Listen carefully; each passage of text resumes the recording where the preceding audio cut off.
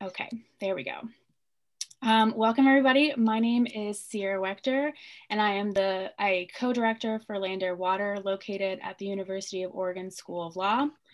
This organization puts on PILC every year, which is the Public Interest Environmental Law Conference. Given the circumstances of our world today, this panel is part of a year-long online panels for the 39th annual PILC this year. So just a quick tech warning, don't worry if you don't see yourself. You shouldn't be able to hear or see or hear yourself besides the panelist. There are both a chat function and a Q&A box, and we ask that you please use the Q&A box to make sure that we all catch your questions and we can see everything. Attorneys, this panel is CLE pending as an access to justice credit. So if you're an attorney in Oregon, please fill out this form that I'm about to drop in the chat box for you. If you attended the panel on Friday and applied for both panels, then you're all good. And reminder, if you're an attorney in Oregon, we will submit it to the bar for you. If you're an out-of-state attorney seeking credit, you can request proof of attendance to submit to your own bar. Just a quick recognition of where we are.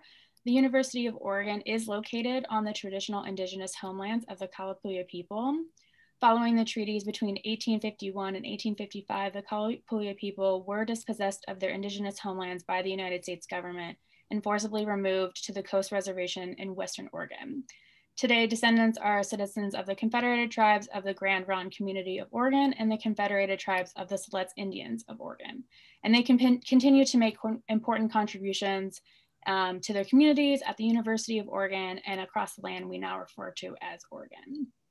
So first, I'm going to go through and introduce our panelists. So first we have Sergio.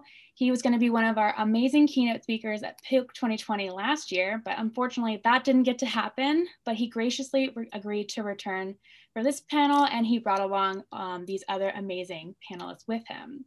So he was born in Mexico City. He grew up exploring the Chihuahuan Desert of north central Mexico while dreaming of becoming a big cat scientist. He now works for the National Sierra Club in the outdoors activities teams.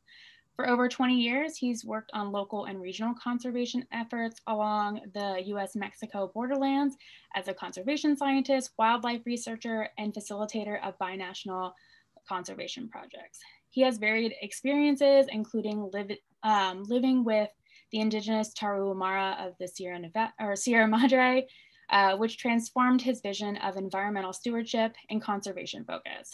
So for over 10 years, he's tracked and studied borderland jaguars and ocelots in Sonora and Arizona, which I think is really cool.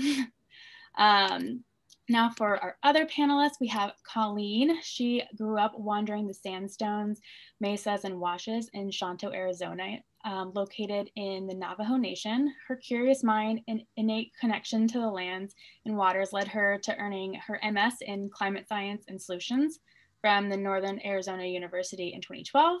She's an advocate and a river guide on San Juan River, a community organizer, a facilitator, a researcher, an amateur photographer, and a volunteer and recent board member with the Flagstaff Mountain Film Festival. We then have Humberto. He also goes by Miss Ponderosa when in a wig.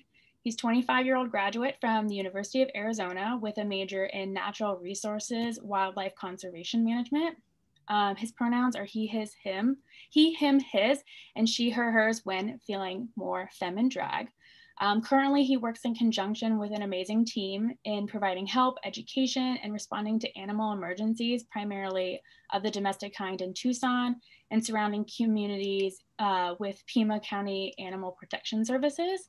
He works with a ton of different animals, including sea turtles, sharks, dogs, elephants, cats, mice, and so many more, and explores ways in which animals impact our lives as well as the other way around, wishing to enable a way that we humans can understand our furry neighbors and best live a sustainable, enriching life along them. We then have Ashley. She is a member of the Red Lake Ujwabi and PhD candidate in anthropology at the University of Arizona, where she studies materiality of food, gender roles, and traditional foodways of her people. Her favorite place is outside, where she runs, hikes, climbs, and more for healing and happiness. And finally, we have Dr. Lydia Jennings. She is a soil microbiologist and science communicator who studies mining reclamation and mining policy while braiding into her research Indigenous knowledge systems. When not in the lab, she enjoys running in the Sonoran Desert and is passionate about diversifying the outdoor recreation community, working with organizations such as Native Outdoors, Patagonia, and Footprints Environmental Running Group. So we've got a lot of great panelists here going to talk about their experiences today. So without further ado, I'm going to pass this over to Sergio. Thanks. Gracias, Sierra. Thank you so much. Thank you to the University of Oregon for the invitation, repeated invitation after last year. What an honor to be here with you all and with these panelists. This is a very special time. Thank you, Sierra, for all your coordination and communications and introductions. Thank you so much.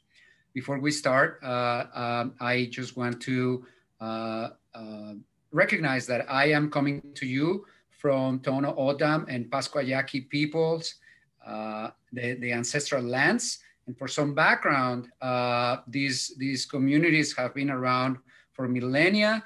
Today, while we are sitting in this panel, there are people defending their land from arbitrary international boundaries, for destruction of the desert, destruction of their homeland. And so I just want to elevate a voice and a mention of O'odham and Yoeme people still defending their land today from arbitrary boundaries. I'm very, very excited to be here with Ashley, Colleen, Lydia, and Ms. Ponderosa, Humberto. Each one of them has a tremendous experience in what it is, the intersection between social justice and environmental justice. This panel is made not out of academic expertise, but out of lived experience and a lot of advocacy for communities and for people in different realms of the environment and social justice.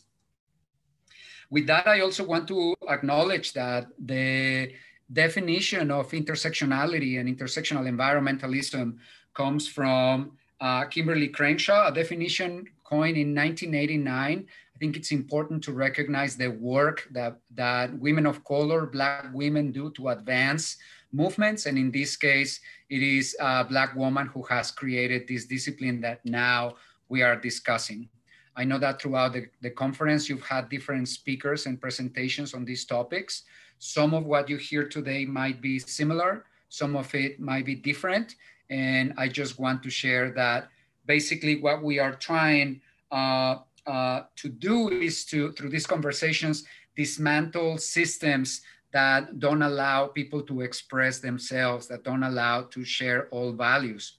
So we are trying to dismantle the homogenization of ideas, the homogenization of language, everybody speaking the same language or the same way. Instead, I think it's important that we acknowledge that language itself gives us new values and ways of understanding our place in the world and the world itself. This is also not a way of, this is a way of dismantling the binary way of thinking, to say that just because we are talking about people of color doesn't mean that we hate white people.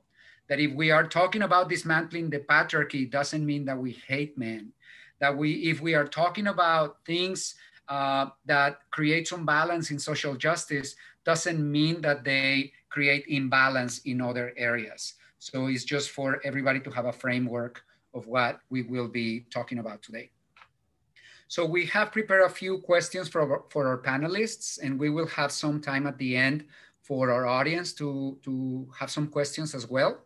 And so I'm gonna go around our panelists and allow them to introduce themselves and give us a little bit of their perspective on this intersection of social justice and environmental justice. So I'm just for ease, I'm gonna go alphabetically. So Ashley, would you like to quickly introduce yourself and share a little bit of what you do?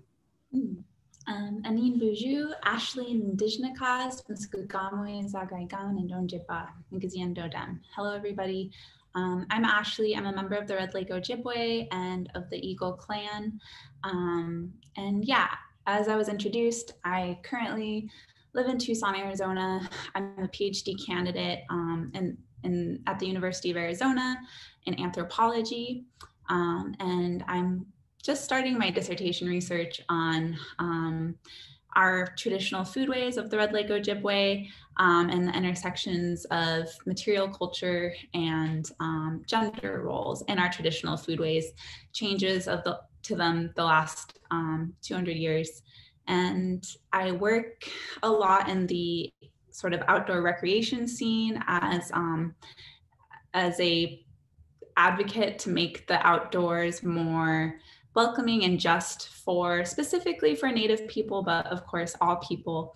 And currently this last year, I've been doing a lot of panels around rock climbing and offensive, racist route naming that goes on in the rock climbing world. So I've been invited to speak on a few panels about that sort of culture in the climbing circle. And yeah, I'm also not only a climber, but I'm also an avid trail runner. So yeah. Thank you, Ashley. So glad you are here. Colleen. Hello, everyone. Thank you for having me. I think my introduction speaks for itself. Growing up, I was going to have a background of where I grew up. It's along in the sandstones and washes of the canyons of northern Arizona on the Navajo Nation. And just want to introduce myself in my language briefly. Yat e she kolin kuli yanashia. Kenya ani nashla look at the nebushes chin, twat heglini a dashache, Lizaplana a dashanella, a kut out a denesta nashla. So I just introduced my clans, which identifies me as a Navajo woman, and I come from two small communities in Shanto and also Blue Gap, Arizona, where both my parents grew up. So I identify, I want to recognize both communities of my family. And currently I am working at Northern Arizona University for the Institute for Tribal Environmental Professionals, and they have a number of programs, and I work for the climate change program, and we host different workshops, webinars around climate change adaptation and topics relating to tribes. So that's on my, I guess, professional side. Personal side, I've been advocating for, protection of our air, land, and water for a number of years. It's just part of who I am, and it's part of my teachings and stories, being raised as a Dene woman, and so I think it just fell into place last year where I've been hosting a few panels around diversity, equity and inclusion in the outdoors and Indigenous sovereignty, and hopefully continue some of that this year just because I'm passionate about it and I think the conversation is needed, and also from our Indigenous and Black and Brown relatives and our experiences. We have a lot to share and advocate for. So thank you for having me here today. Thank you, Colleen. It's a pleasure to have you here. Thank you for sharing. Lydia, Dr. Jennings. Hello, everyone. Lydia. I'm introducing myself in my Yaqui language, which my father's side is from, and my mother's side, the Huichol people from Western Mexico. And it's a pleasure to be here. I just finished up my PhD last December. I studied mining reclamation and soil science, microbiology. And that pursuit of that degree was really around seeing how mining disproportionately impacts Native peoples. specifically in Arizona, but I can say you can very confidently say throughout the United States, and really wanting to understand how do we repair these lands, but then also why are the policies in place that make Native people so heavily impacted by mining?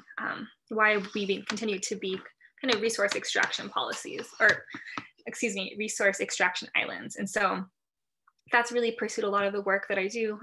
I think running is also an inherent part of why I'm a soil scientist. I grew up running, and it was really important in the way that I was taught through my high school coach to really think of running as much more deeper practice than just running itself, as a way of connecting with the land. And so that's something I've always carried on. And when I actually grew up in northern New Mexico in Pueblo lands, and so when I came out to Tucson for my PhD and started running here, I was getting a lot of messages from people within the Yaqui community asking me about trails. And so that really invigorated me to also make trail running more accessible in the Tucson area to Native peoples, and to specifically our Yaqui people. And so I've led some community runs and kind of engaged with the outdoor industry in that capacity.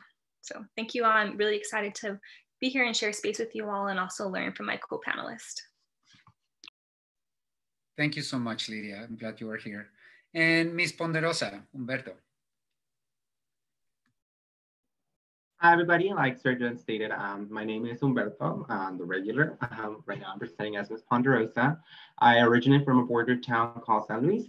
I moved over to Tucson about 3 years ago, pursuing my bachelor's in wildlife conservation. I have a deep-rooted interest in the welfare of animals, whether this be wildlife or domestic. Currently working with animal protection services here with Pima County, and I'm trying to get involved more into the conservation movement. Traditionally, I was when I was in school. Now that I am outside of school as a professional, I'm trying to get involved in that. And as a protection officer, it's very fulfilling to be able to reach out to the community and engage them, and as a POC as well as a queer person, and be that representation that is not always present. Presently, as you can see, I'm in drag. We will cover this a little bit more in the conversation, but it's also, I believe, a great way to be visibly queer and involve the community in whatever outreach and conservation is present. Thank you so much, Humberto. Thank you so much, Ms. Ponderosa, for coming to share with all. Everybody in the audience, you can see that there is a lot of life experience in that intersection of the people who each of us are and the work that each of us does. And so I'm going to start asking you some questions.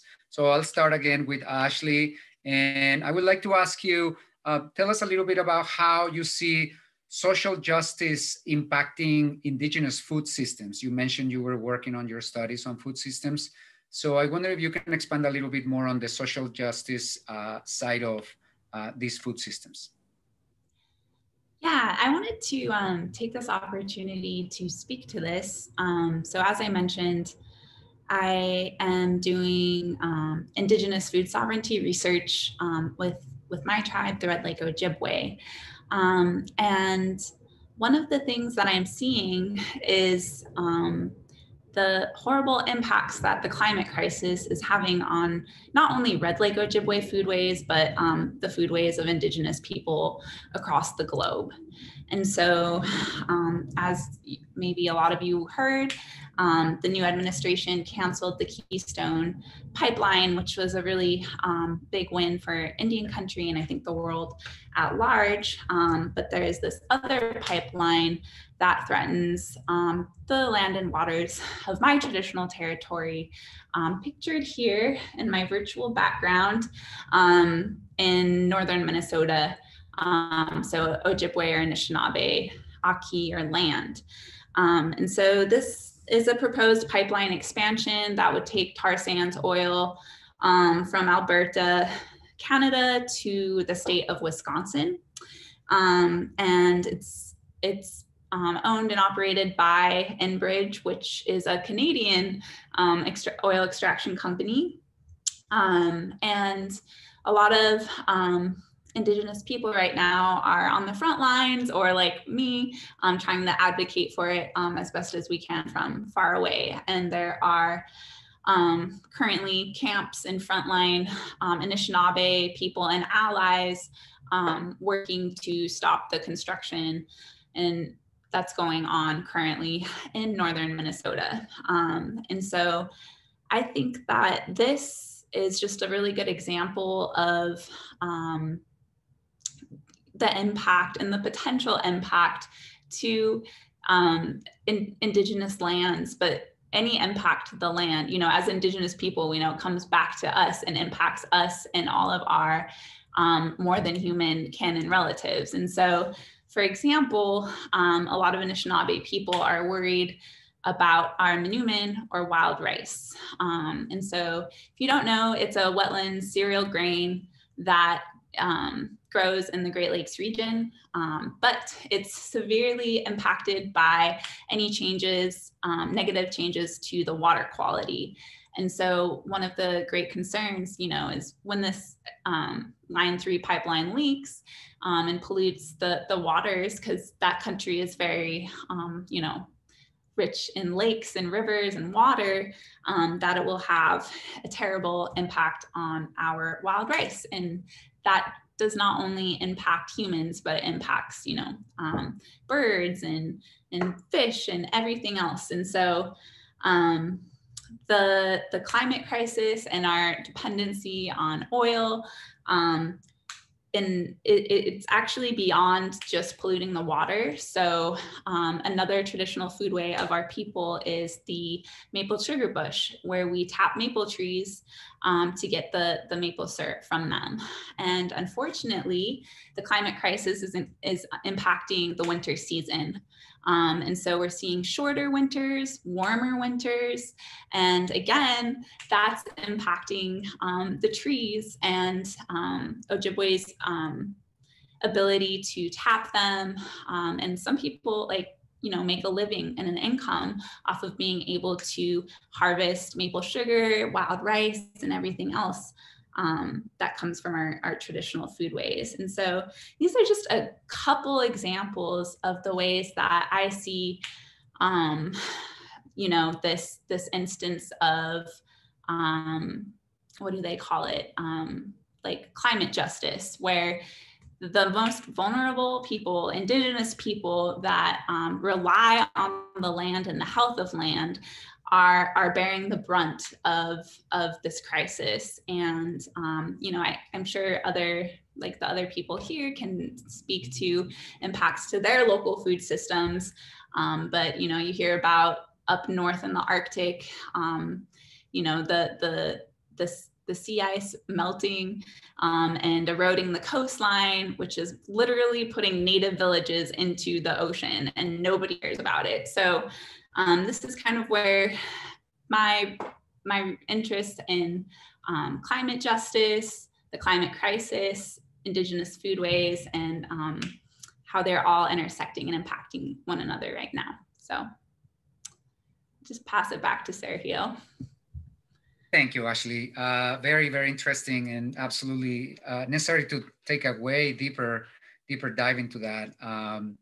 So good luck in your studies. That sounds very interesting. And I want to ask Colleen, similarly, you talk a little bit about, in your introduction, about your experience in outdoor recreation world. I know that you are a river guide. So I wonder if I could ask you a little bit about that, your relationship to water, even before being a river guide, as where you grew up, and maybe you want to touch a little bit on that famous documentary that I would love you to bring up.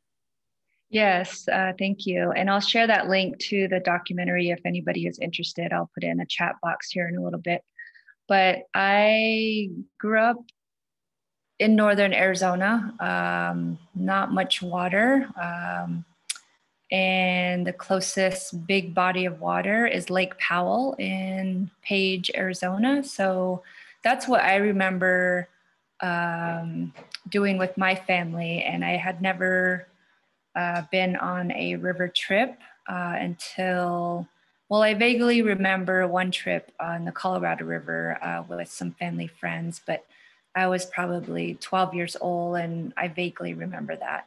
So I got into guiding on the San Juan River, which is located, the portion that I work on is in southeastern Utah, and so, or southern Utah. And so my older sister started a program at the university, Northern Arizona University, because she saw a need for more Native Indigenous guides to be the guides basically on these river trips that she was on when she was rafting and working for a company on the Colorado River. So there were the people that were going on these trips were really interested in what she had to share about her connection to the place, to the water, to just the natural elements, to sort of the history that is given on these trips. And so she was one of the only Native American one of the first Navajo female guides to be licensed in the Grand Canyon. And so she wanted to help elevate that. And so she started a program at the university, and I went through that program back in 2008, I believe. And the training happens on the San Juan River where I work. And so I just fell in love with it. I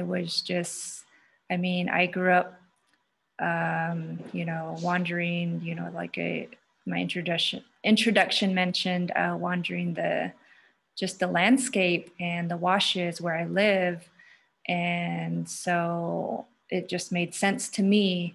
And even when I was in college, learning about geology, biology, chemistry, the science of the earth and the sky, it didn't quite connect to me when I'm reading it from a book, especially geology and the terminology around it, until I was outside and I saw that, these different formations of the canyons and how many million years old and how they formed. And so I connected it in that way because of just my sense of feeling of, just my connection to the landscape and the water. And so fast forward, I was asked to be featured in a documentary regarding my experience on the San Juan River as a guide. And so I talked a lot about my experience, my connection to that place, the connection to other Indigenous peoples that have lived and migrated through that area. Not just the Navajo, there's the Ute, the Zuni, and the Pueblo communities that, call that place home as well. And so the water piece I speak about in the film is, water, we all need it to survive, right? We all need it, all living beings, not just humans, but our plant and animal relatives as well. And so I wanted to talk about the importance of that because it's scarce, it's affecting all of us. And we're seeing that in some of our own communities. And so water is so vital, and the way I connect to it is it's in my clans, it's in my stories and our teachings, and even the San Juan River where it originates from, there's a story there, and then where it flows into, eventually into the Colorado River. It's really a complex system, and how all the different tributaries feed into the water as well. And so our saying as the Net people is, water is life. And so I actually have a water bottle about that says that. So it says Twa e na et e. And that really has a, I think longer meaning behind it. But it kind of is instilled in us as we grew up, the way I grew up, without running water, where my family had to haul water from a well. And so I think that really taught my siblings and I to really appreciate and conserve water. And so I don't think some people that live in the bigger cities understand that, because it can easily be turned on by a faucet and So I challenge all of you listening to see or do research into where your water comes from, and learn more about where it might flow from, or whether it's from a well, whether it's from an aquifer. And so I think once we start to understand where our water, where our energy, where our electricity comes from, I think we might think of ways we can sort of reduce our consumption of these things, and also protect it and also appreciate it a little bit more. So thank you. Thank you for that, Colleen, and for that challenge. Absolutely. I just surprised somebody recently by telling them that if it doesn't snow in Colorado, we don't get water in Tucson. And it took a few minutes for that person to connect the dots that the snow from the Rocky Mountains feeds the Colorado River, which after a long pipe gets to Tucson. And so, yeah, we have those connections. I am especially pleased to hear how you bring up that idea that you were reading books in school, learning about some things, but actually your experience on the land is what was the teaching, is what translated those books. And it also highlights the fact that we not all learn in the same way, that reading books, that the written word is a value in a way to learn, but it's not the only one. And having life experiences and talking to elders is another way of learning very similar things. They might not be as technical, but definitely they are applicable. So I really, really appreciate that. Thank you for that. And similar, Lydia, I'm curious to ask you about how your lived experiences may demonstrate how we can address systemic injustices through law and policy. I know you work a little bit on that, mining reclamation, and I'm curious about how your experiences match with those kind of studies.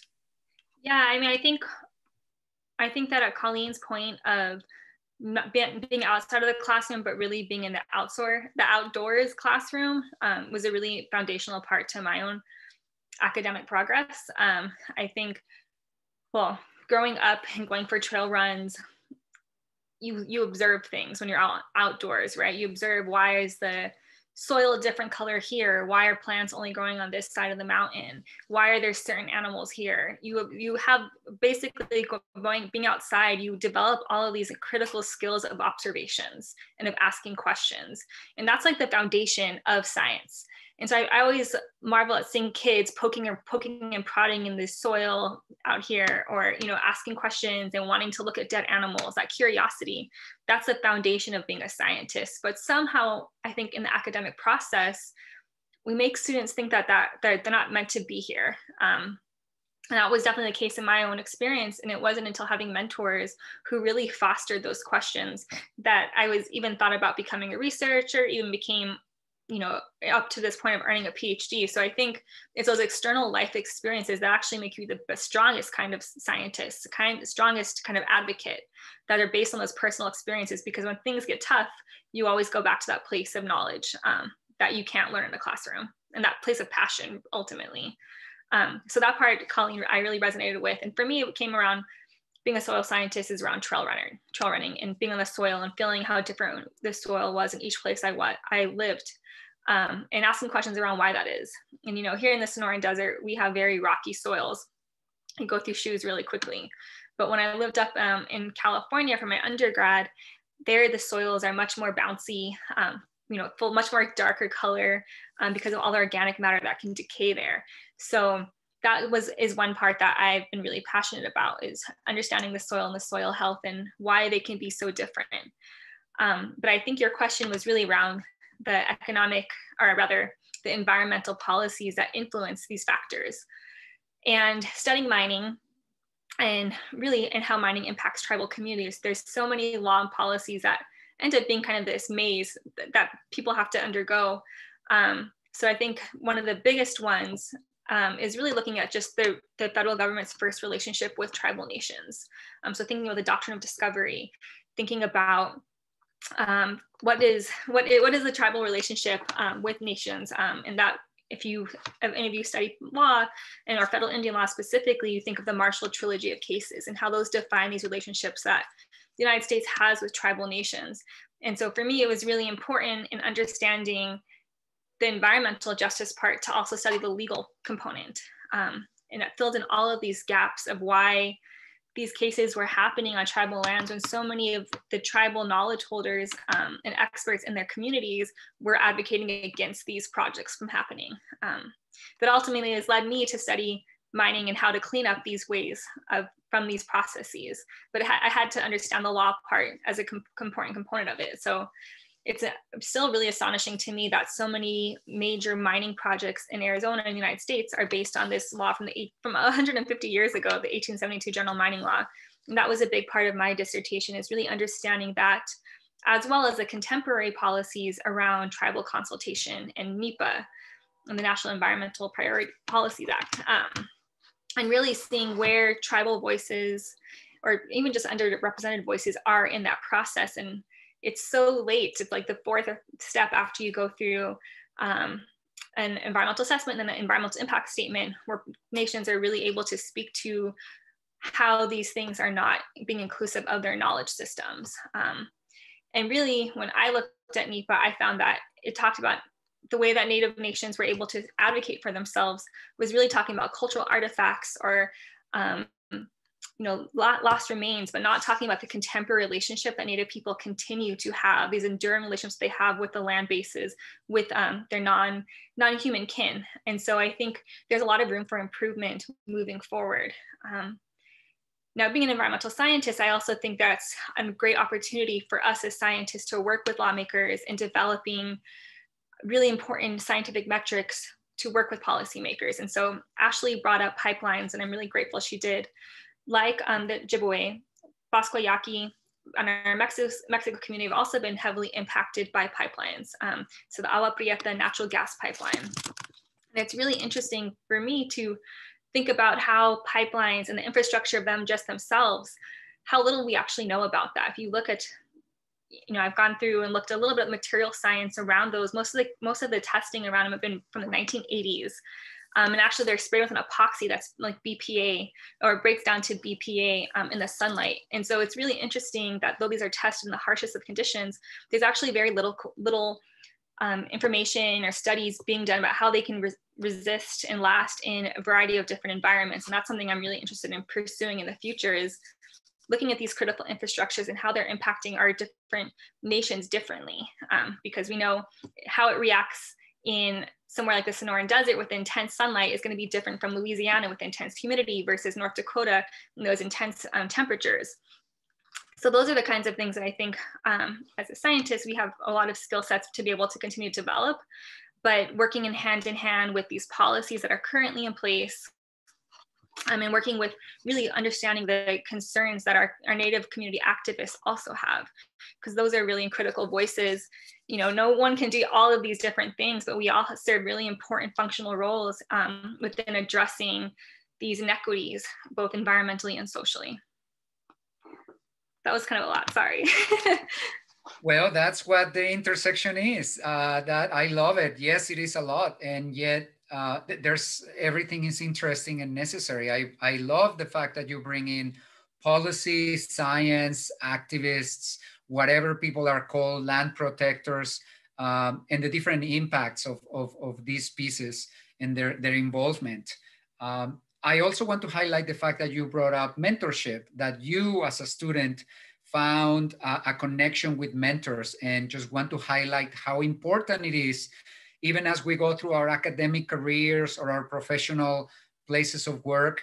It's important that to understand not only that sometimes we need mentors that understand us of where we come from, but also that we are mentors of somebody else, right? There is a young Lydia looking at you, trying to think about a PhD. There is a young Colleen trying to decide to be a river guide. And so like that, we are also mentors, and we are passing a line of knowledge. And I really appreciate that.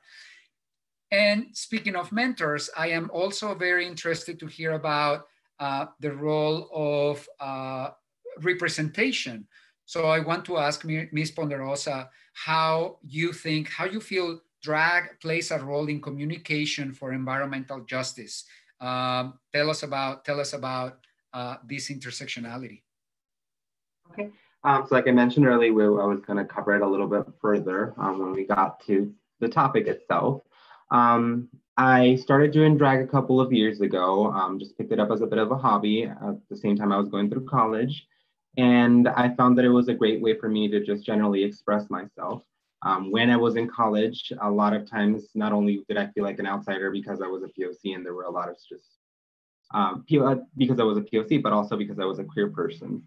So being able to like take that and run with it and have the queer visibility to present information and communicate information to communities that are not usually as friendly with queer folk, but at the same time be able to present a queer person that is knowledgeable and understanding of whether it be like in my current job with animal welfare, but down the line in all the other jobs that I've worked with, wildlife conservation is something that I feel is very important, because ultimately queer people exist within every culture.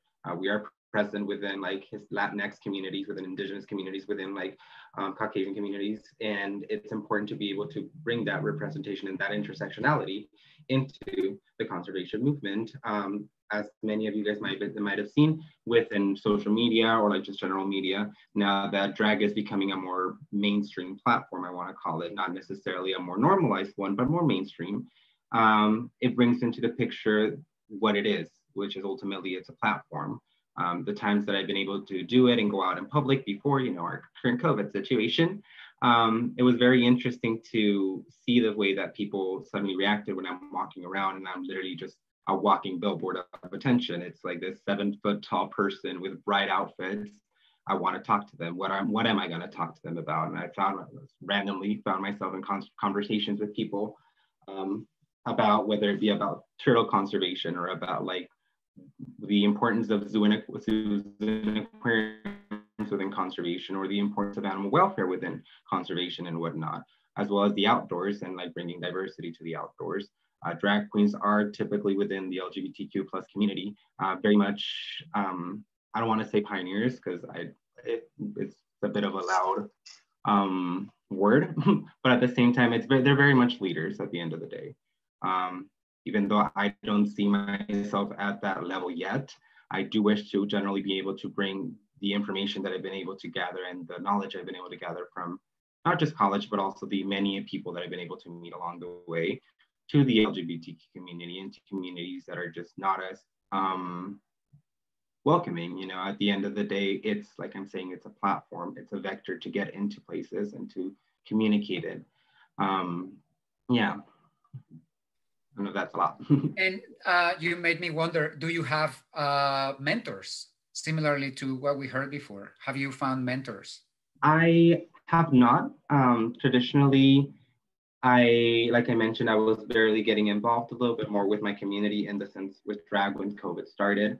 Since I jump around a lot with my internships and works and whatnot, it's hard to get really localized until like recently. A lot of the drag community and the LGBTQ community is local unless you start building up your name, which is ultimately what I'm trying to do. It's a popularity game a lot of times, which I'm not very savvy at. But when I first grew up in, like I said, like I grew up in a border town originally with both Mexico and the US. Unfortunately, it was not a very queer-friendly area. So I had to build up my interests and my passions with wildlife and animals on my own, where in a lot of spaces that I wasn't welcomed a lot of times, or that my queerness wasn't welcomed a lot of times. Getting to the point where like right now I'm an animal protection officer and it's technically a law enforcement officer with a lot of toxic masculinity that I'm already running into, and being my true authentic self and not wanting to limit myself is something that has both brought me benefits and also, I want to say, negative repercussions when working with the public. A lot of times I've noticed that, like particularly like the fact that I'm bilingual and I'm able to communicate with people in a more casual way than other officers are, allows me to realize when it comes to welfare, usually of an animal, have people be more willing to listen to me and not be somebody that's just coming in as like, hey, like, you're going to do this and this because this is the law, which I definitely do not like doing, but rather like, what's going on? What's the context of the situation? Why is whatever violation or whatever issue with an animal going, why is it happening?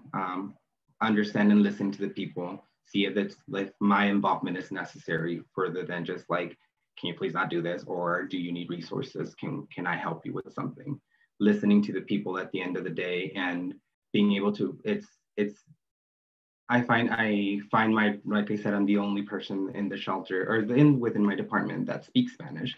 So being able to be that bridge of like communication with communities that very often are not welcoming to us is something that I'm really enjoying, as I've been working there approximately a year at this time. And bringing in the queer factor of it all is even more so because ultimately our involvement should be a positive one, and being able to bring in the education and helping the animals as well as their owners or the people involved in the whole thing, and being the representation that we all know representation matters, is very fulfilling for me in that sense. Well, I for one appreciate you doing this work.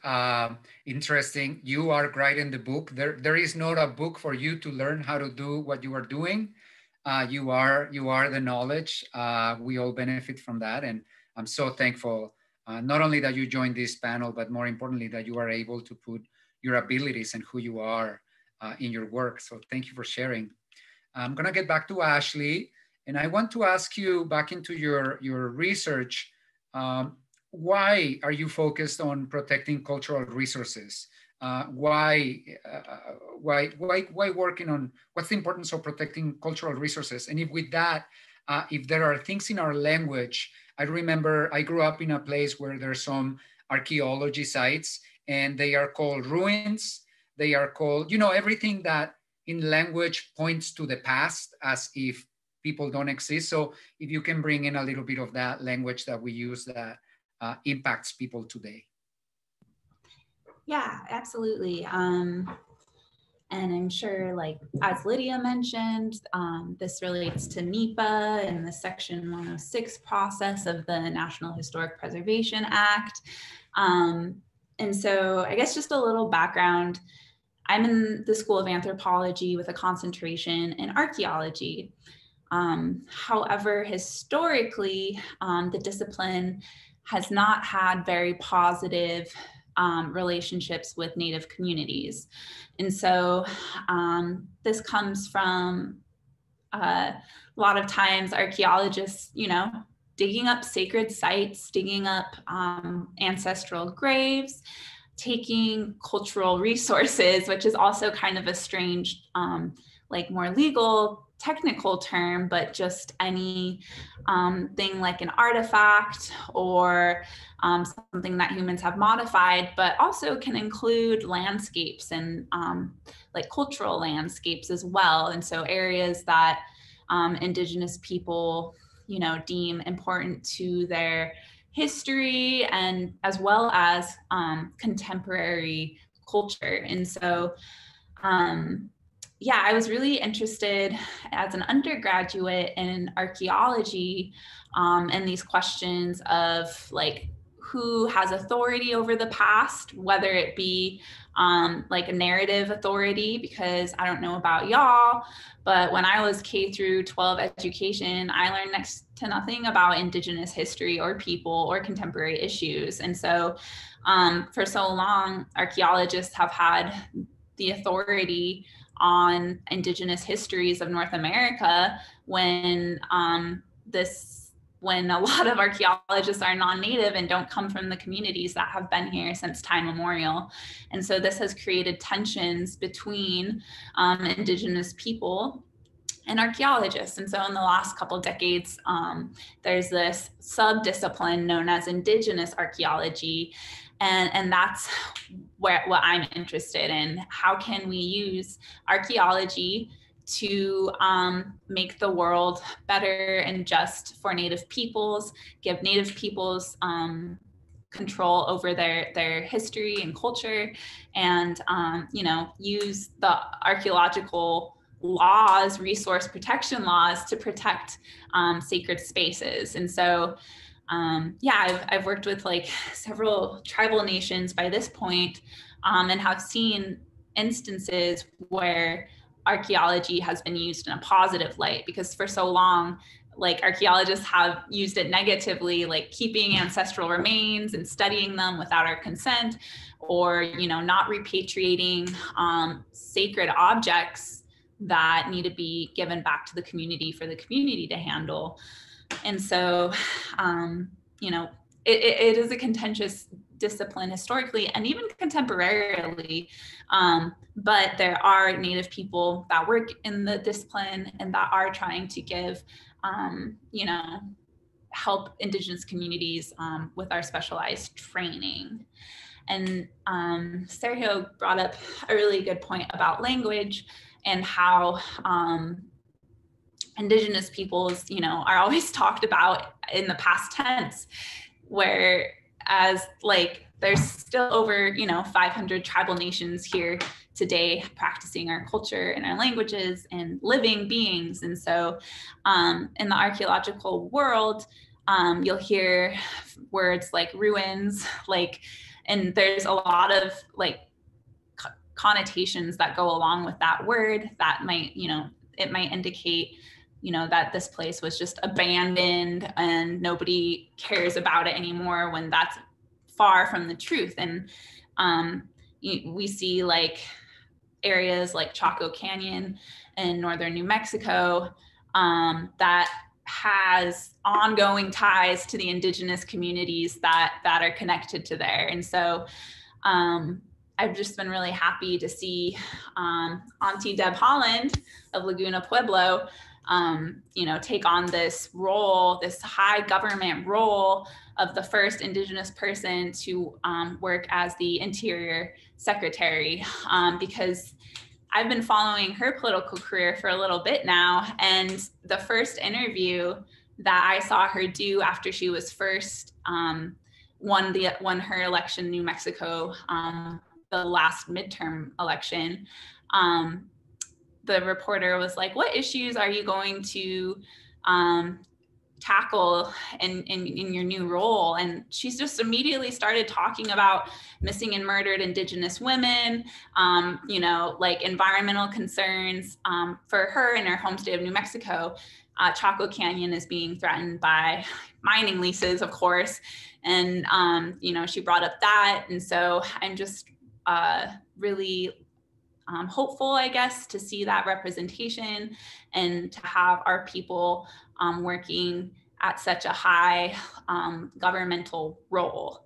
And yeah, I hope that answered your question. I feel like I kind of wandered around a bit, but yeah, I'll just pass it on. You elicited other thoughts, Ashley. I agree with you in the case specifically of Native American Secretary of Interior. It's not only having representation, it's not only the diversity, but it is the brain, it is the knowledge, it is the experience, it is the capacity, the skills. So it's not just having an Indigenous person in a cabinet position, it is what that Indigenous person is capable of doing.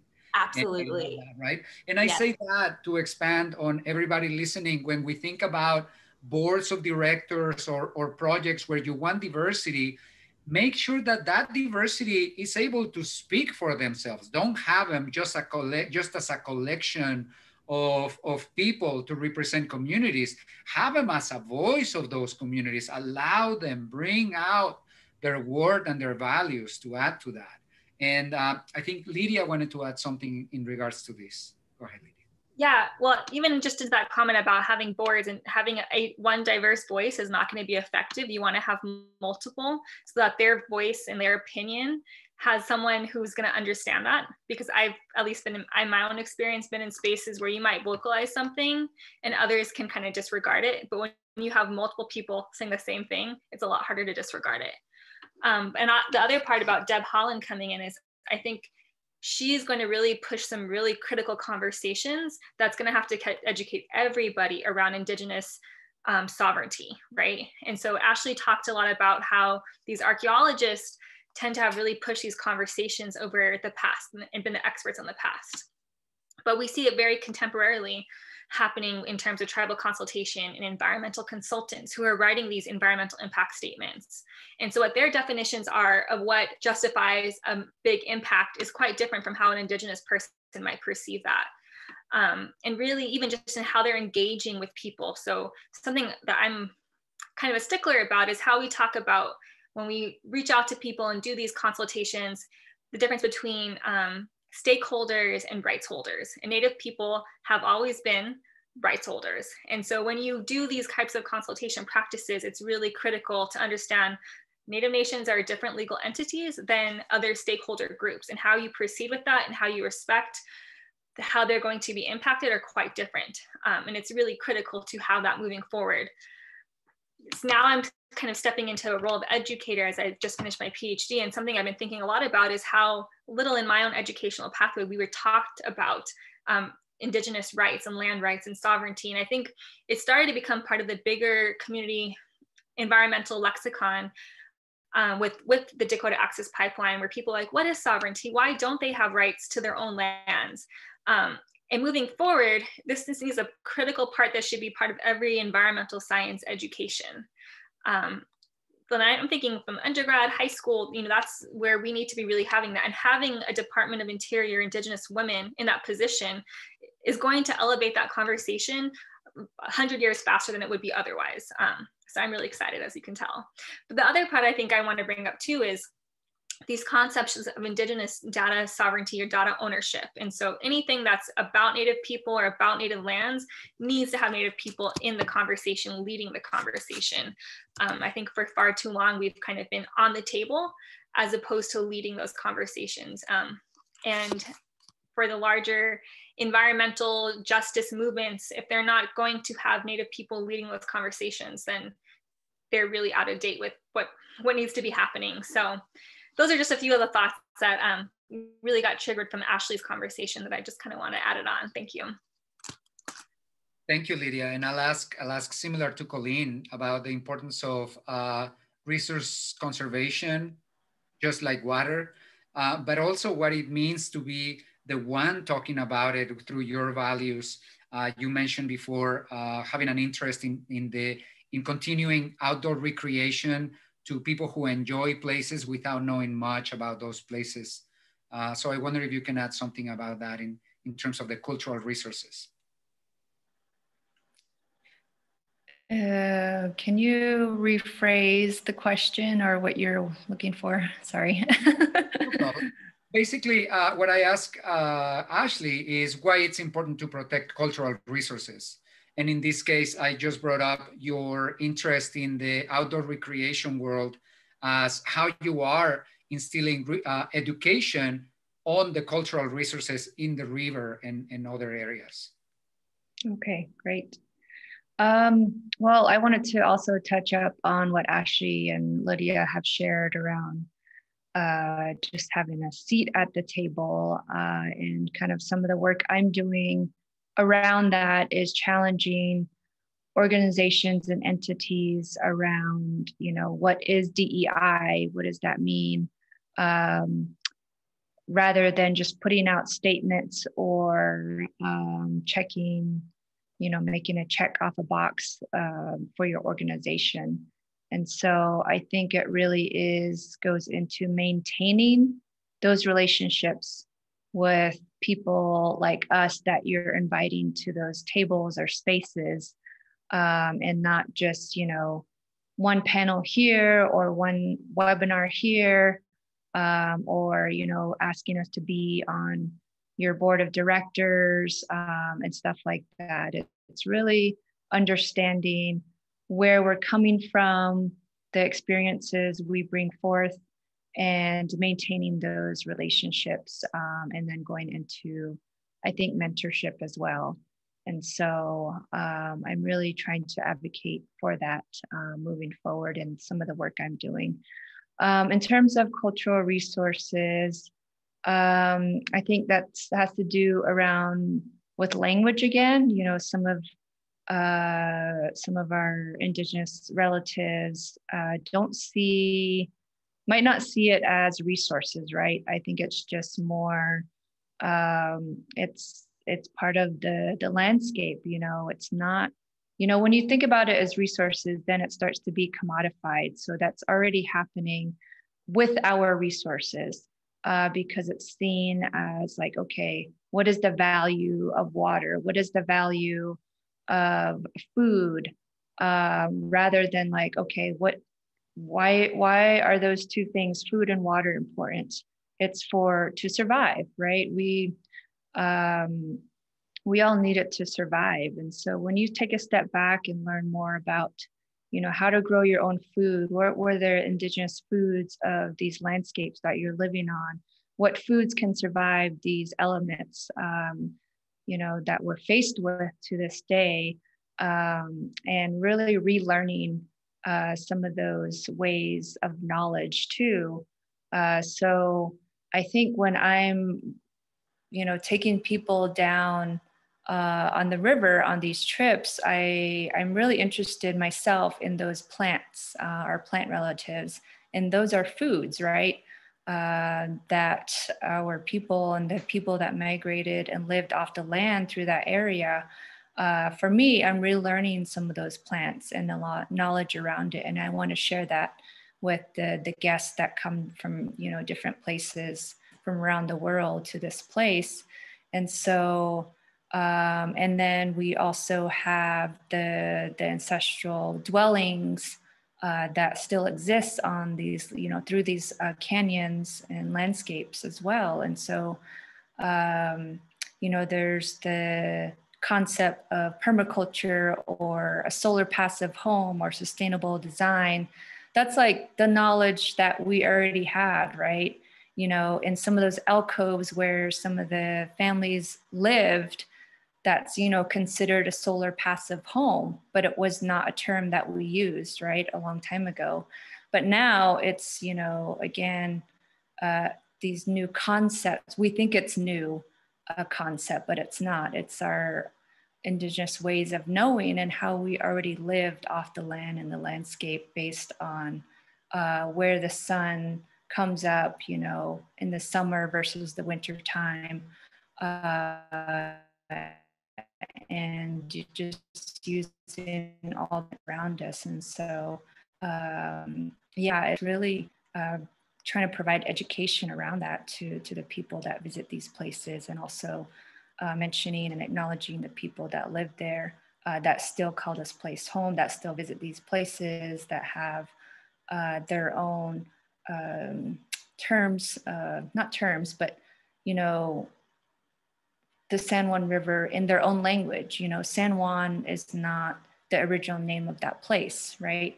And these different viewpoints or these different places, like for example, the different mountains or the rivers that you might live nearby, there's indigenous names for those places as well. So I think, yeah, I don't know if that answers your question, but yeah, not really looking at these you know, water and plants and animals around us, not as a resource, but, you know, as living beings, and that we need to respect them and appreciate them as well. And I mostly appreciate you bringing that up, Colleen. I use that word resource precisely because it's a way that in Western society, some of us have been taught to talk about water or air. And I really, really appreciate you correcting that vision into seeing them not as resources that serve us, but they are part of our life. And just that perspective allows us to have a much different relationship. So thank you for that. That's what I meant earlier, that where the language that we use matters in terms of the values that we have. So thank you so much. And you know, one of the things that I have read, and it happens to me often when we talk about intersectionality, is that a lot of people, for example, define themselves, oh, I wear many hats. I am from Mexico. I speak several languages. I am a scientist and I am a runner. So I wear this hat and I'm wearing this hat today. And it's like people choose what identity they are in that moment. But some of us don't get to choose. So I don't believe I wear a hat of a scientist sometimes or a hat of an immigrant. I am always an immigrant and I am always a scientist and I am always a heterosexual cisgender man. And so all those are layers that inform my life regardless of the time of the day. You know, I don't get to take a uniform off after the office, after my work. I don't get to be a different person when I'm not in public. I am the same person. And so this is just a way to share that some of us don't get to take hats off and on. We wear different layers, but we are all of it. Is this something that resonates with any of you in the panel? Yes, I'm pretty much the only one right now actively wearing a hat. So with that in mind, I understand that concept a lot. It resonates a lot with me as a very visibly queer person, I want to say, non-conforming when I'm usually out of drag as well. And I'm very visibly femme. So even when I'm in uniform, like you mentioned, my persona, who I am comes out, and that doesn't go away. Beyond that, my identity as an immigrant and a son of immigrants allows me to talk to people and to be more accessible to people. It's like you're saying, at the end of the day, it's all about layers. All of this can come out at the end of the day. But at the same time, what are you doing with those layers? Like I mentioned before, like drag to me provides a platform, a point of view that, or I'm sorry, not a point of view, a platform, like a point of attention that grabs people. And what I do with that attention is up to me. At the end of the day, yeah, like I can take it off, but I can use it as well to exalt my communication, to exalt my points. Beyond that, also when I'm in uniform as an officer, using that uniform allows me to come to people and be like, I'm not just the regular person coming up to you with whatever the situation is. I am a regular person talking to you, but also it gives an exalted voice to what I'm saying. Like, let's talk about what's going on at the end of the day. Let's try to resolve that problem. So yeah, I think that it is important to acknowledge that some people can't remove some of the layers that we have.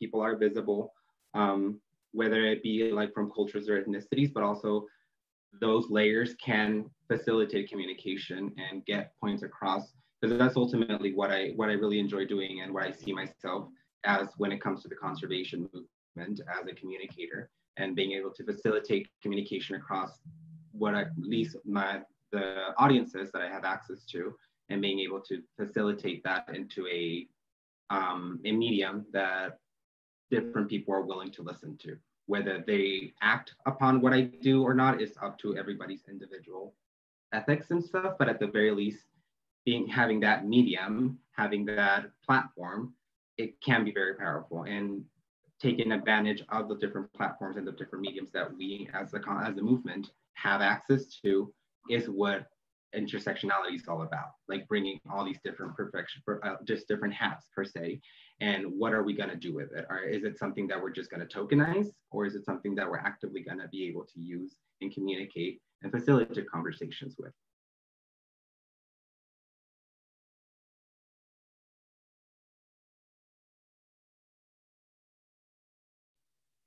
Anybody else wants to jump on that question? It's okay if not. Okay. I can. That's an interesting question, because I've, based on the film, I've been asked to, provide a little bit more about my story, my connection to water. I've been interviewed by several magazines and reporters and stuff regarding the film. And one of the things is, what is your role, or what do you identify yourself as, and I did mention, researcher, facilitator, river guide, advocate. But at the end of the day, one lady, I just told her, I said, I'm Dene. These are my clans. This is how I identify myself. All the other things is just, other ways of knowing and other things that I'm interested in doing. I'm not just one, I don't want to identify just as maybe a facilitator or researcher. But, I think we are continuing, to learn every day from the things around us, the people around us, even for this panel that we're on, we're always learning, from each other and the places that we live and the elements around us. And so, but I always go back to that and how I introduced myself is, this is how I identify myself as a Dene woman, and that's all you need to know. That's what I told her, and she said, okay.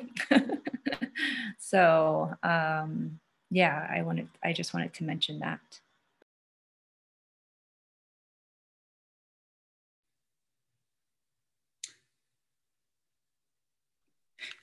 I was just going to add into, I think having now survived like the Western education system, it's been interesting because a lot of the things that I feel like I was told not to do, of these different roles or different onion layers that all embody who I am, are now the things that I feel like make me stand out a lot more. So like early in my PhD career, I've always been a big runner. It's a big part of my own personal narrative and story, but I was told to stop running so much or don't talk about it because people won't take me serious as a scientist. And I thought that was really weird. Or don't talk about being Indigenous, my Indigenous identity as much, because you don't want people to think that like you're only in these places because you're Native American. And so it's really interesting of how, and I think these are well-meaning white mentors, right? But it's really interesting of like how that switched.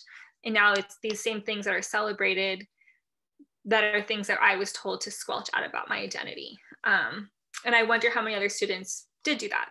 And now that they're this place and Native people and different groups are creating those support networks for one another within our own selves and really thriving in that, how many people we've lost because of some of that mentoring or past narrative that they were told to do. And so I think that's something I often come back to, is how do we create community for ourselves, constantly celebrating these parts of our identities that we're told to keep down. And I can only imagine, like, there's a lot of strong academic antis in this process, but I think for others whose identities, maybe they're in fear. And so I think a lot for like my classmates who are LGBTQ and not feeling safe to talk about going into the field because of places that won't be field sampling, or people whose identities, like, it's just easier to not talk about their background identity because they were white passing. I think about that a lot and how we can do better moving forward.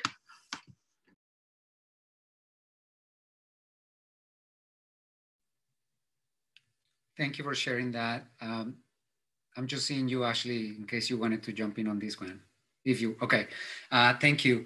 And Lydia, similarly, it has happened to me that people have defined me based on the work where I work, the place where I work. So when I worked at the university, everybody knew me as a scientist, but as soon as it was a nonprofit, everybody tagged me as an activist. And I was still doing exactly the same work. And I think there's something to say about allowing people to identify themselves, allowing people, don't giving people a label, and instead allowing people to identify themselves, just as Colleen said, at the end of the day, I'm a woman from this community. That's it.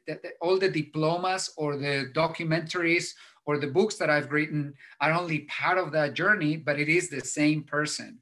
And so just inviting everybody else in the audience to break some of those barriers when we think that we need to put people in a box and we need to classify and we need to give them a specific identity, allow people to be their own identity, because that's when the values that they instill, the diversity will come in.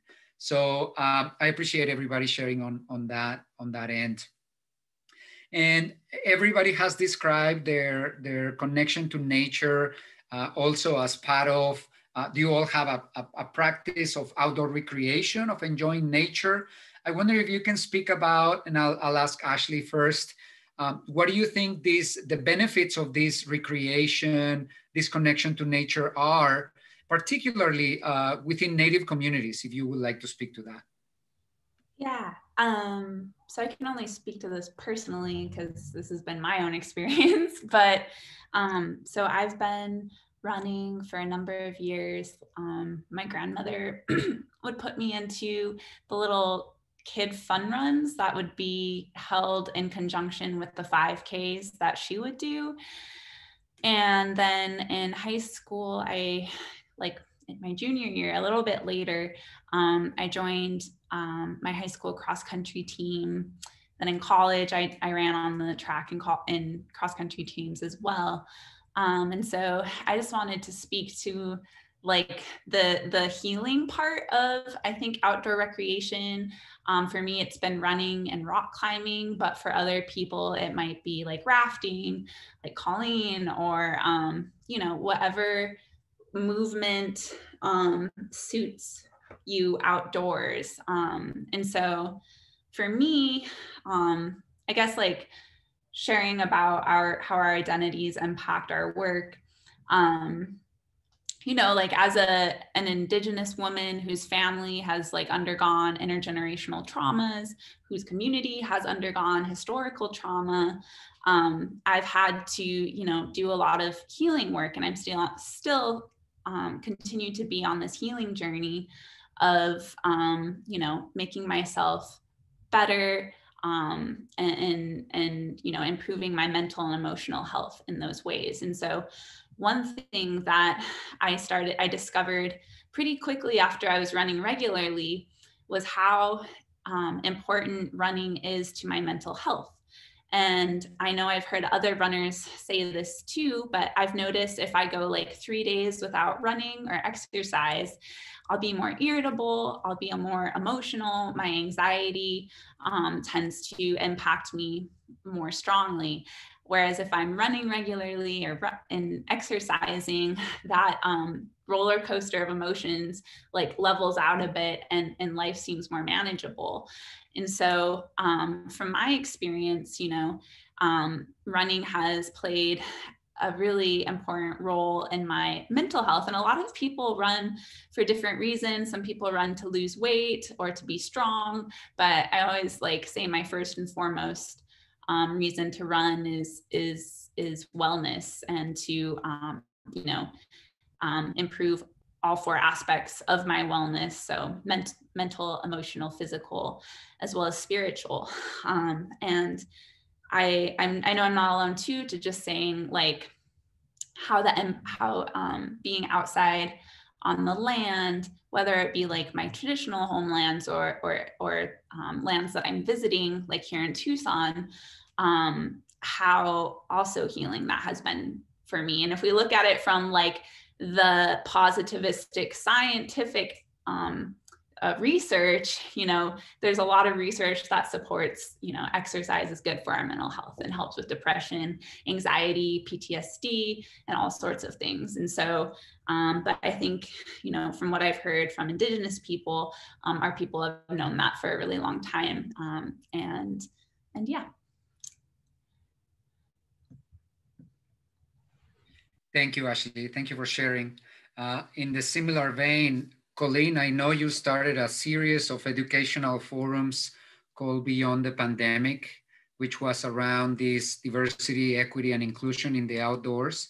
Do you want to tell us a little bit about that series?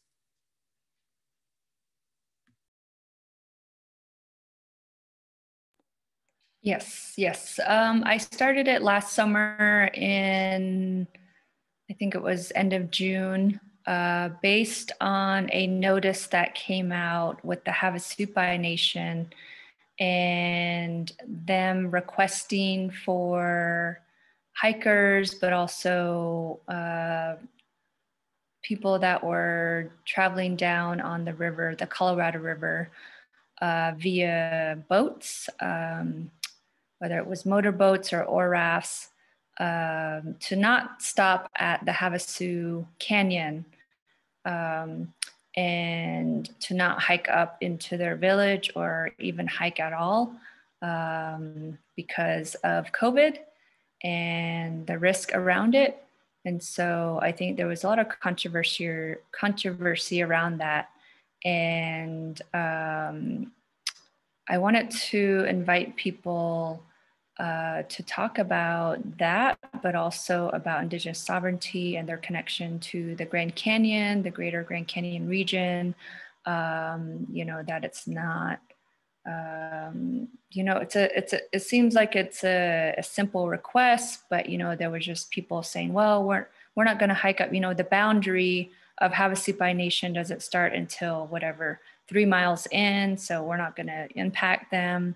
But it was like, no, there's a bigger meaning behind it. And I really wanted to bring that to the forefront. And it doesn't just happen there with the Havasupai Nation, right? It happens all over. Look at, you know, the border, the invisible border of Mexico and the US and what's happening there, and all the borders around the United States, so-called United States. And so I really wanted to have some conversation around that. And I called it Beyond the Pandemic because it is beyond the pandemic that we're facing, that all these issues were already happening even before the pandemic. It's just even more, it's even more noticeable now because, you know, it's in the news, or we're really being impacted by COVID because we don't have access to potable water, or that we're, you know, our health disparities and so forth. And then, so that was kind of the first panel that I did. And then the second one, I wanted to delve into diversity in the outdoors, and just kind of having, you know, Sergio, I invited him to the panel. I invited Verna Volker. She's, you know, founder of Native Women Running, and just talk about, you know, what is the importance around, you know, diversity in the outdoors, and seeing people like us, you know, why is it still, maybe why is it an issue, or what are the issues around it, or what is the importance of having people that look like us in the outdoors, and what does that mean?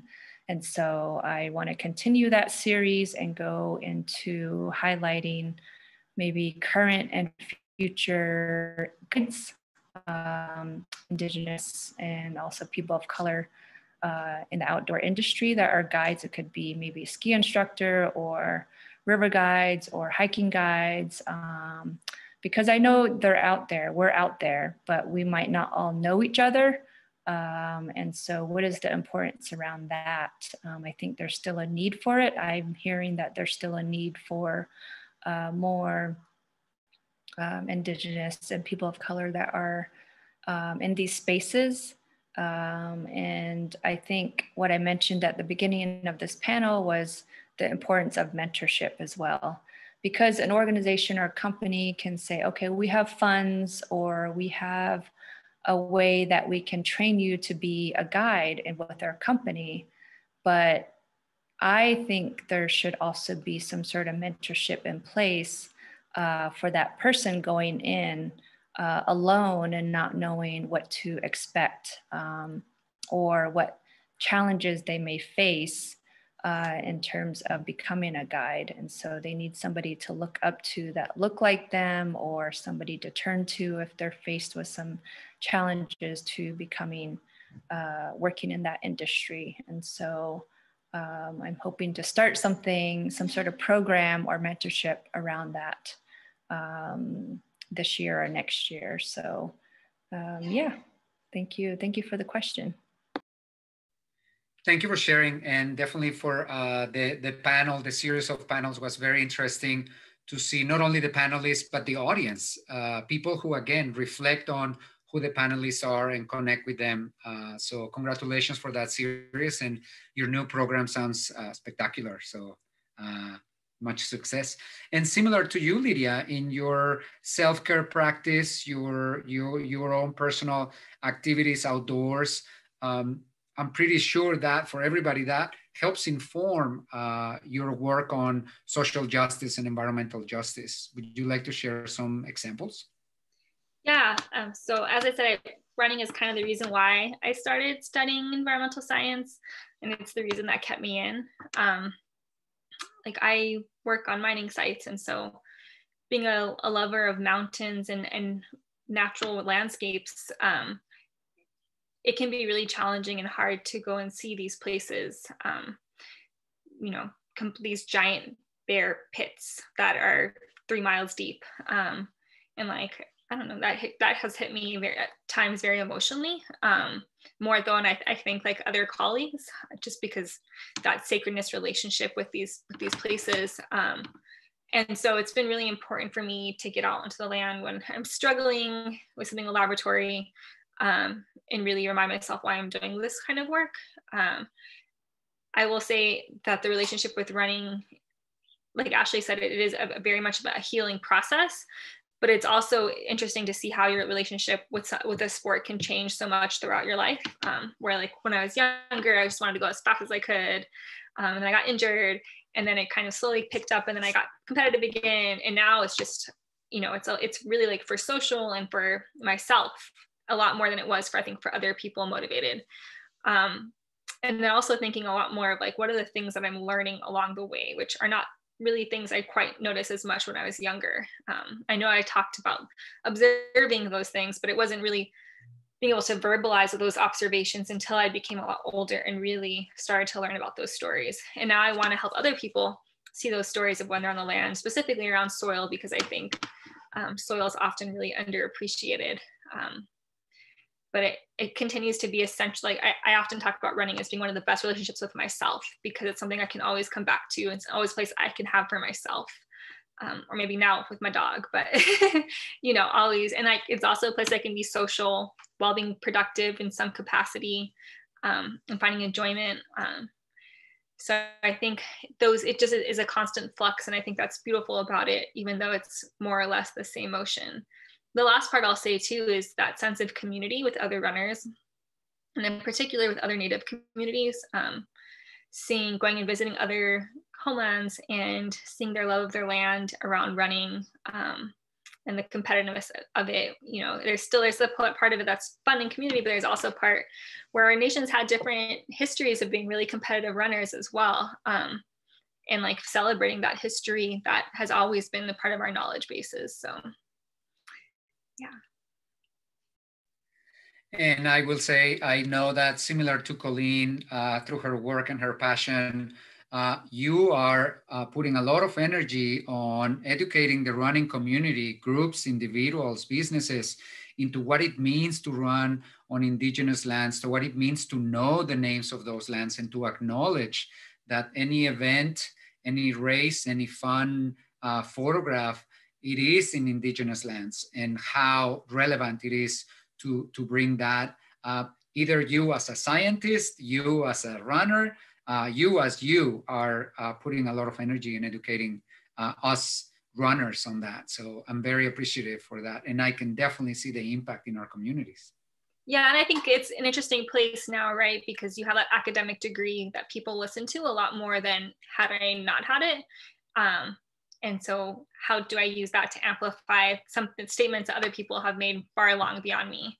And it's been interesting how now with that privilege, people listen a lot more than they used to. But I'm also excited to see some of the changes that like the Arizona Trail Association is starting to implement. There's still a lot of work ahead, but it's exciting to think of the day, and I think this isn't for outdoors and for academics, it's exciting to think of the day when we don't have to be focusing on advocating to have our voices heard, but can actually get to work on the things that we've been trying to do for so long. But whether it was not believing that traditional ecological knowledge is real science and then Columbusing it, which is kind of what I think Colleen mentioned in terms of talking about passive home design, or I think about in terms of regenerative agricultural practices, is like Columbusing native knowledge systems and then retitling it. So I look forward to the day when we can actually get down to the work and of really advocating for the issues, because there's so many things that we need to work on as we address climate change, as we address these social issues that inherently intersect and impact our communities the most. And even in the simplest, smallest steps, I look forward to a time when we don't have to say, this is the first woman too, this is the first Native American, right? Like, it's celebratory the first 2 minutes, but then it makes you realize that we are in 2021, and yet we are celebrating the first Native American woman Secretary of Interior. You know, so yeah, I look forward to a time when this awareness grows, that we start jumping these small celebrations for other bigger achievements. Thank you for bringing that up. And I have another question for Humberto. Before I do this question, I want to remind everyone in our audience, please write your questions or comments in the Q&A box, and I'll be reading them next after this question. So we still have some time, and I hope that you can stay with us for another 25 minutes.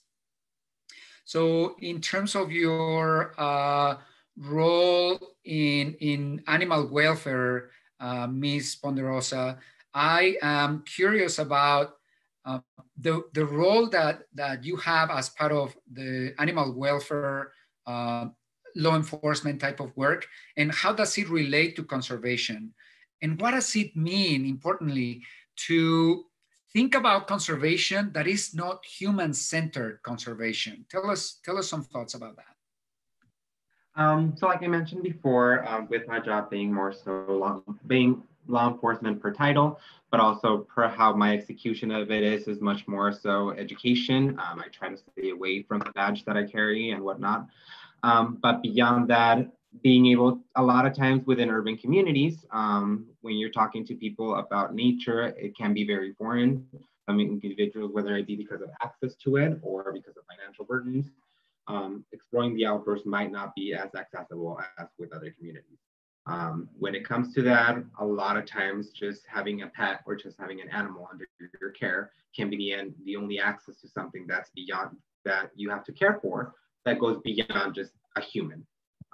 Because of this, tying this into how I perceive that wildlife conservation being more so than just human-centric, we have to be concerned about the care of animals, about the care of plants, about the care of ecosystems, the rivers, the waters. And within urban communities, urban children, urban just people in general, these interactions with their pets, with their animals can be the only interactions that they have.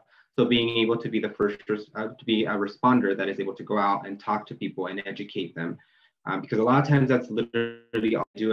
I show up and they're like, I didn't know I had to do this with my animal. I didn't know I had to do this other with my animal. I don't have access to food for my animal. I don't have access to vet care for my animal.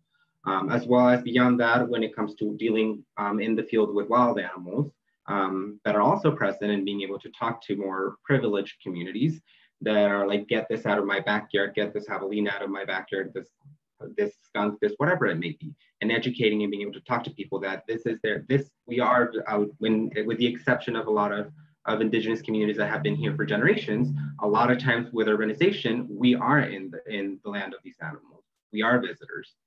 So we have to respect the fact that they live among us, being able to work more so when I go out and explore washes. I live in a pretty urban area that's a little bit more out on the outskirts, so I get to see a lot of overlap.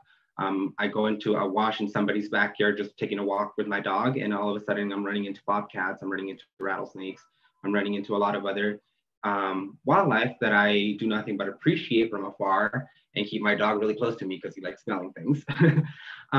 But being able to interact with wildlife and respect the distance and appreciate from afar is something that I really enjoy when I go out and talk to people about animal welfare. Like I mentioned before, it's a lot of times it's the only exposure that people can get to nature or to something that goes beyond just human and bills and all this other stuff. So I take it a lot to heart, and I'm able to talk when I'm able to just go off with it and start talking about our local wildlife and what's in our backyard and how exotic, how we can appreciate what's here and how we can appreciate what we have in our living room as something that is an extension of nature as well. That's wonderful. Thank you so much for sharing. I remember sharing with some schools now that a lot of things have been virtual. I usually promote the building of gardens for butterflies or for hummingbirds in schools, in parks, with the idea, not only for pollinators, but with the idea of providing a piece of nature for people to enjoy, where they don't have to go climb to the national park, but instead nature can come to us. And I think this is a great way to keep that connection through our own home, our pets, and other plants and animals, and to know about our food and to know about our medicine and other not only the recreation side of it.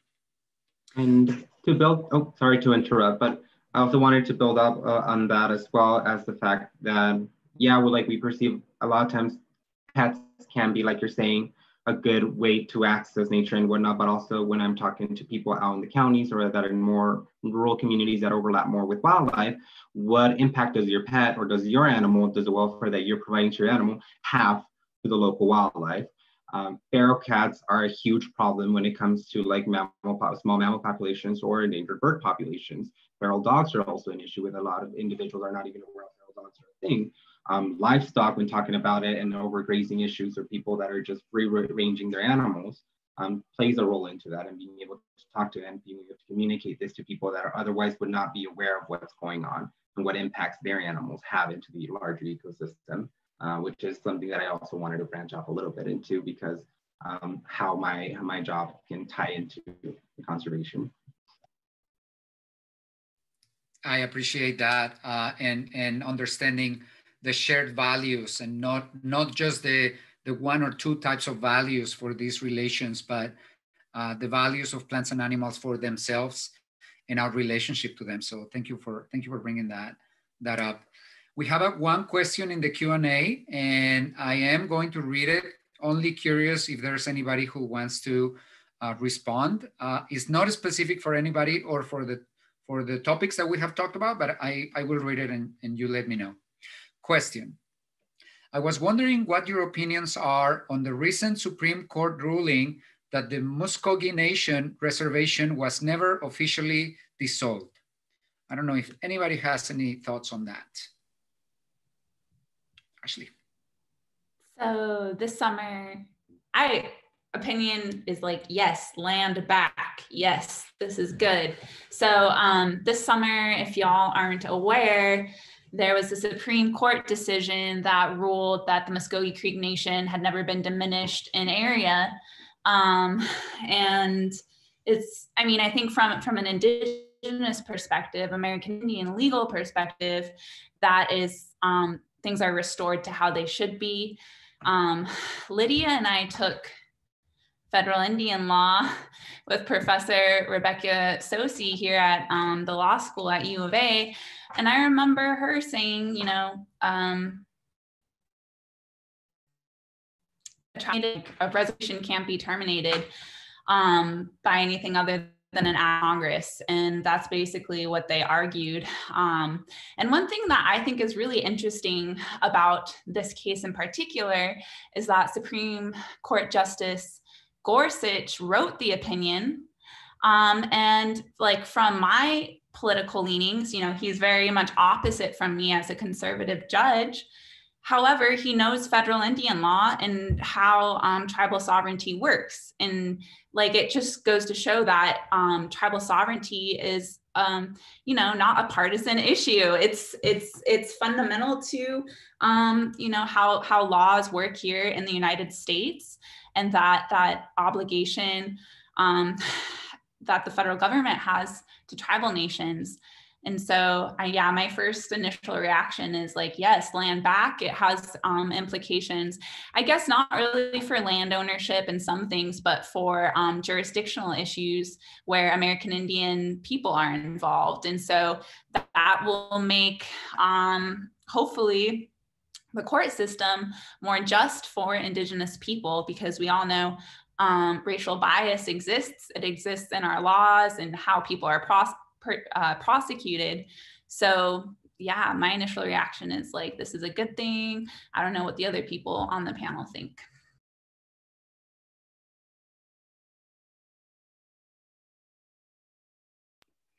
I think my initial reaction was like, this is awesome. What Native nation is next to getting back some of their lands, right? And I'm just really excited to see what the precedent is and how it holds. I think it brings up a lot of really important questions for other states in relation to how they are honoring the tribal nations that are in their areas. I don't know, I guess it's like the gist of it.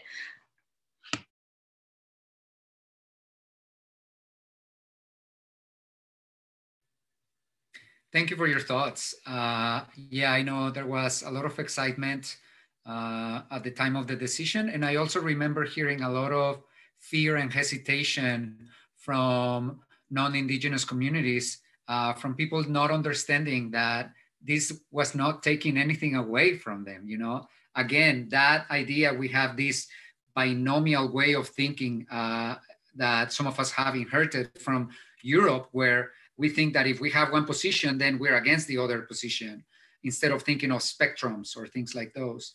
And speaking of spectrums, Ashley, I very much appreciate your comment about a conservative judge who decided on an issue that you would think they would be standing different. And that speaks about, again, different values. It was not just academic or legalese, but it is the values of a person who is willing to interpret this. And I appreciate you bringing that up, because I personally struggle with breaking from the partisanship. And so you make a very good point in understanding how some of these decisions have nothing to do with the standing of politics the way we might understand them limitedly. Thank you. Oh, here's a question. Thank you, Patty. Here's a question. Any suggestions for how lawyers working on NEPA or Endangered Species Act cases can connect with Indigenous scientists to provide comments and analysis? Yeah, I'll go ahead and start with that one. So I think it's really important to look at the tribal nations in which you're working with, and reach out to the environmental departments. Also working with local universities that may or may not have an American Indian Studies department or environmental studies department, and really seeing what kind of collaborations might potentially do. Particularly, I think, you know, these types of questions are really critical for a lot of students, and they're wanting to be engaged in that, and building up that capacity with those students is a really important place to begin. And I think, you know, a lot of tribal nations can sometimes be overwhelmed with having so many projects, and usually it's like one or two people who are working in these offices, answering so many different calls and projects. So it's really, first of all, it's just building up those relationships with these offices, and with other people who are working with these tribal nations, and making sure that they're leading these conversations. But I think, you know, in my dissertation, the bigger critique that I had is that we're brought into these conversations so late in the process that it doesn't really, I mean, at the time of making comments in the NEPA EIS statements, it's so late to really be making actual change. It's more of something that's recorded in the document and that's there for someone to evaluate. But really, if we're brought in, if Native people are brought in earlier in the process, it actually has a potential to really change the outcome. And so it's been interesting in some of the mining projects that I've looked at just here in Arizona. They're looking at different operating with Native nations based really much more on international policy than domestic policy. And one of them is they contact the 13, in this case, different tribal nations. Each tribal nation has a tribal monitor who is trained by the Forest Service, which then goes out and does these impact, cultural impact, and then back to the nation, tries to report to the Forest Service, which gives it to the mining company. And so that's something that's seen by many as more collaborative than the current process that's in place. And so I think there is potential for more collaboration between federal agencies, industry, and policymakers. So I hope to see more of those types of actions in the future. And I think there's also just an understanding that some communities aren't going to want mining in them.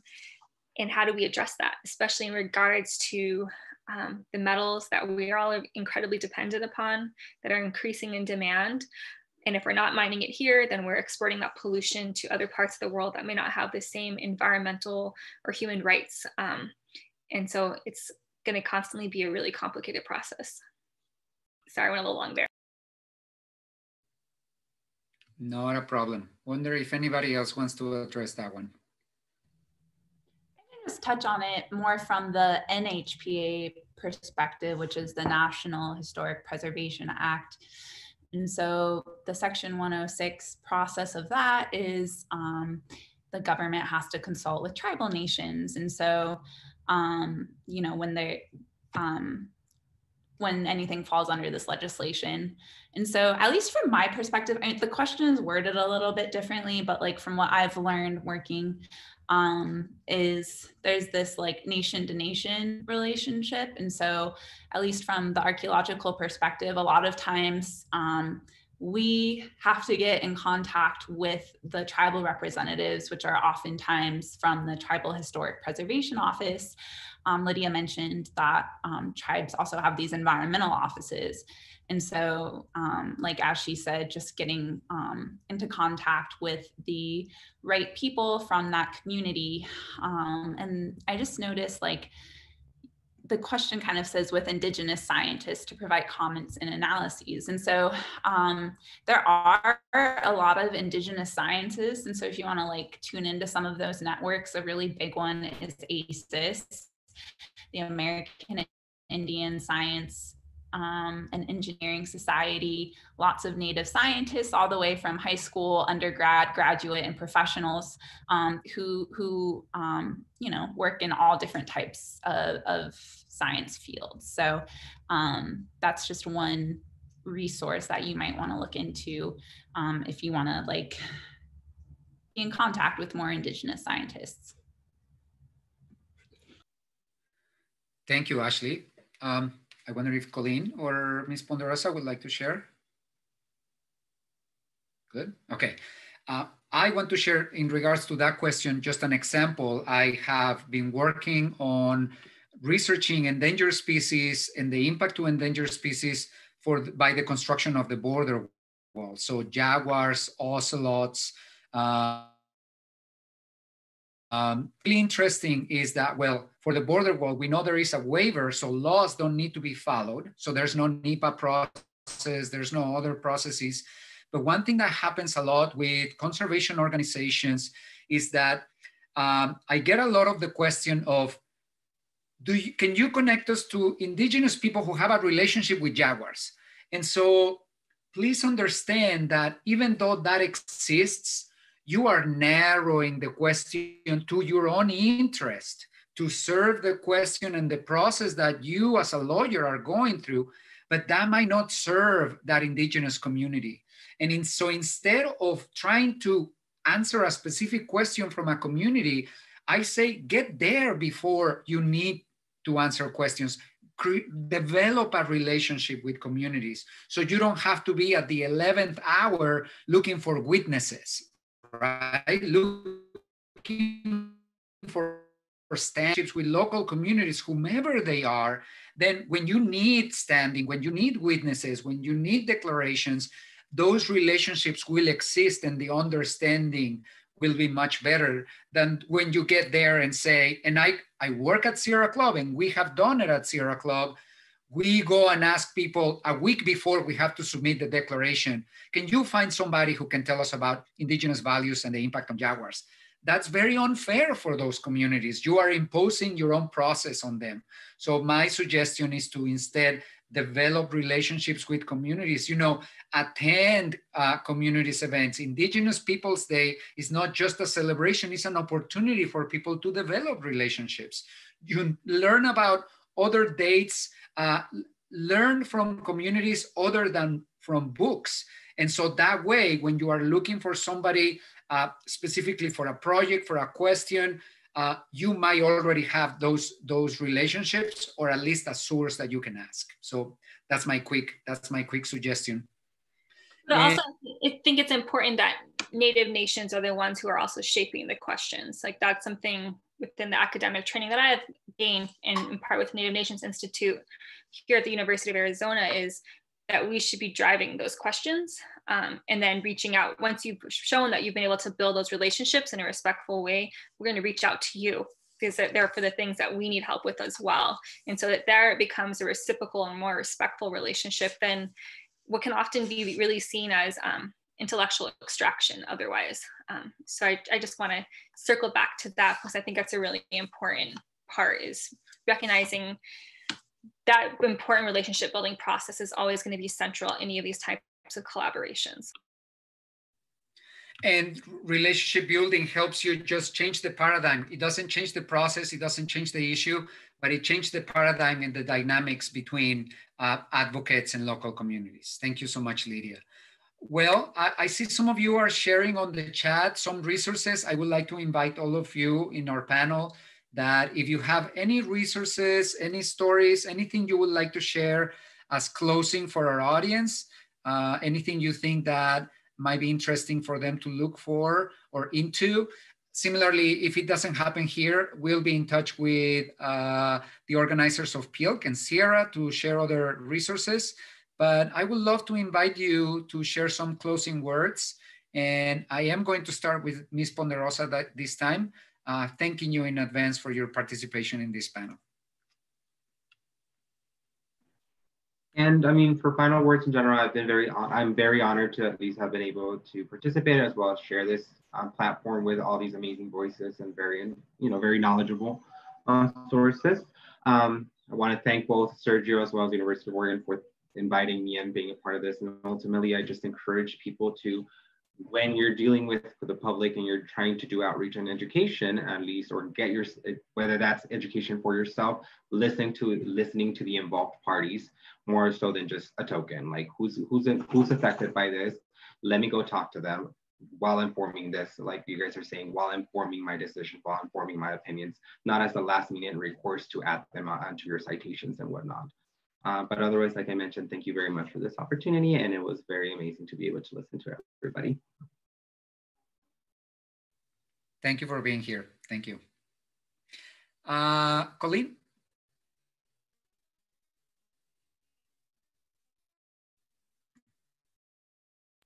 Sorry, I was typing something in the chat box. I was going to share the Beyond the Pandemic panel series in case anybody's interested. The recordings and information is here in a Google Drive. And I think one thing I wanted to mention, which I usually tell people is, I think it's been kind of mentioned throughout the panel, but that we humans are part of nature. We're part of the interconnected system that we live in. And I know it can be difficult to remember that, especially if we live in a city, if we're surrounded by large buildings and roads and living, I say, in a surrounded by four walls, which for me, it's so hard to do that. That's why I love to camp out or be outside when I can. And that feels more natural to me because that's how we lived, a long time ago before all these structures went up and around us. And so, and as some of you have mentioned as well, is just, I think, and I mentioned earlier too, is just going beyond making a check off a box, right? And so really maintaining those relationships and getting to know us as with our experiences and what we have to bring forth to the table, and not just, inviting us to these panels and then just saying, okay, that's it, and moving forward.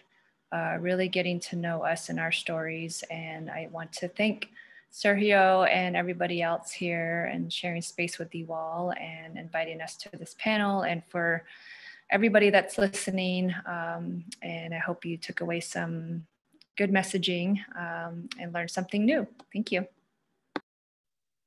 Thank you for being here, Colleen, for your words and for sharing the series. Thank you so much. Ashley. Closing thoughts, land back, hashtag stop line 3. Like people have said, listen to Indigenous people, go beyond representation, and, start building relationships. Relationship is not a one-time occurrence. It's steady communication and respect, reciprocity, and yeah, so those are my closing thoughts. Thank you, Sergio, and thank you, Peel, for this conference, and Sierra for organizing and inviting me. Miigwech. Thank you, Ashley. Lydia, take us home. Well, I just want to say thank you. I learned so much from all of my co-panelists here, and as well as your commentary, Sergio, and for the questions. I think at the end of the day, for me, when we think about the intersections of environmental justice and social justice, they're often one and the same. And the communities that are the most impacted continue to be Black and Brown and Indigenous peoples. And so I look forward to the day when we're continuing to lead these conversations. And I think, for better, for worse, some ways that we're going to have to do that is by those who in positions of privilege and power, and I'm including myself in that in some situations, right? We need to give up seats at the table so that we really can have these community-driven solutions. And so I look forward to that day, and I'm thankful for you all taking the time to listen to this session and learn alongside us. Thank you so much, Lydia. Thanks everyone in the audience, from me, for Peel for the invitation and for organizing, setting up the technology and the room and an audience for us to share. Very, very thankful.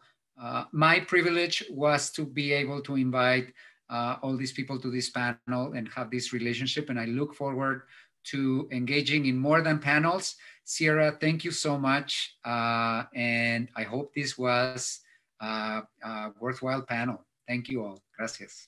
Yeah, I just wanted to say on behalf of Land, Air, Water, thank you all to our panelists for coming and sharing your stories today. I really appreciate it. And I think everyone here, I can speak for everyone here and say we all learned a lot today.